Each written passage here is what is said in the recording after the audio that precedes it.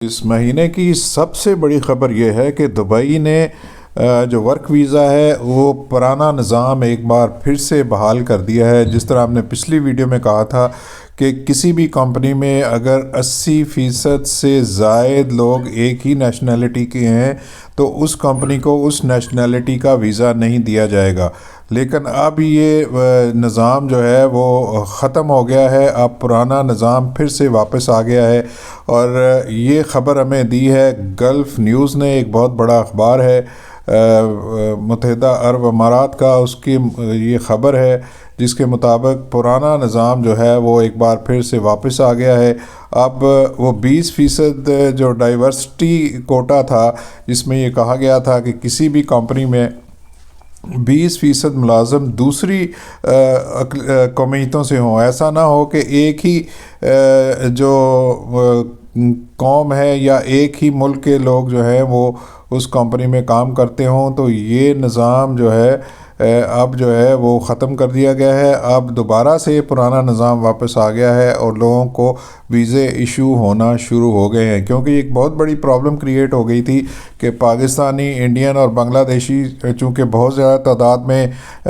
Companies میں، اماراتی companies میں کام کرتے ہیں، تو ان کے ویزے جو ہیں وہ نہیں لگ رہے تھے، اور نئے ویزے نہ ٹرانسفر ہو رہا تھا نہ نئے ویزے لگ رہے تھے، تو جس کی وجہ سے خاصی پریشانی ہو گئی تھی۔ یہ 3 بڑی جو برِ صغیر کی اقوام ہیں، جس میں پاکستان، بنگلہ دیش اور انڈیا شامل ہے، ان لوگوں کے ویزے اب دوبارہ سے ان لوگوں کو ملنا شروع ہو گئے ہیں۔ اس کے علاوہ اگر کسی نے اپنی کمپنی تبدیل کرنی ہے UAE کے اندر، تو وہ بھی اپنے جو کمپنی ہے وہ بغیر کسی رکاوٹ کے اس کو تبدیل کر سکتے ہیں۔ گلف نیوز کی یہ خبر جو ہے وہ بڑی اس کے مطابق جو ہے کہ اب یہ پاسبل ہو گیا ہے کہ آفر لیٹر جو ہے وہ ہم جس طرح لوگوں کو دے رہے تھے ڈیفرنٹ نیشنلٹیز کو، اور وہ ہو رہا تھا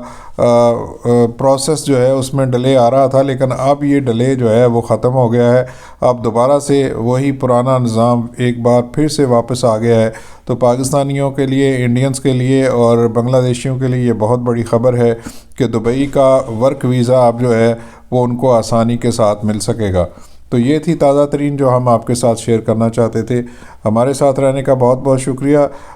ہمارے اس چینل کو سبسکرائب کر لیجئے تاکہ اس طرح کا مزید کانٹینٹ آپ تک بر وقت پہنچ سکے۔ بہت بہت شکریہ۔